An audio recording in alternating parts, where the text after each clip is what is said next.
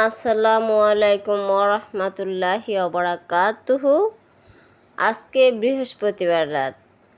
আমাদের বাংলাদেশি মানুষেরা ভাবে শুক্রবারের দিন গিয়ে রাতকে বলা হয় শুক্রবার, কিন্তু না, আজকে বৃহস্পতিবার রাত।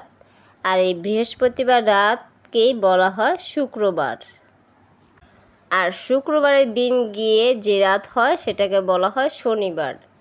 তো আজকে বৃহস্পতিবার রাতে আমাদের নবী হযরত মুহাম্মদ সাল্লাল্লাহু আলাইহি সাল্লাম কী করতেন? রোজা রাখতেন।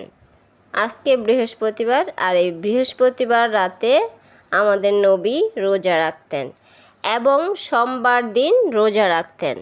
যে ব্যক্তি এই 2 দিন রোজা রাখবে তার জন্য একটি স্পেশাল জান্নাতের দরজা খোলা থাকবে।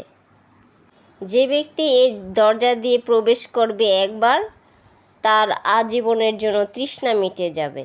সুবহানাল্লাহ। তো ভাই, ইসলামকে ভালোবেসে থাকলে ভিডিওটা প্রচুর পরিমাণে শেয়ার করে দিন। এতে অসংখ্য মানুষ জানতে পারবে, শিখতে পারবে এবং আমলটি করতে পারবে। আপনার অসংখ্য সওয়াব হবে। ভালোবেসে চ্যানেলটি সাবস্ক্রাইব করে রাখুন, লাইক শেয়ার দিয়ে আমার পাশে থাকুন। এমনইভাবে নতুন নতুন ভিডিও নিয়ে আপনাদের মাঝে চলে আসব।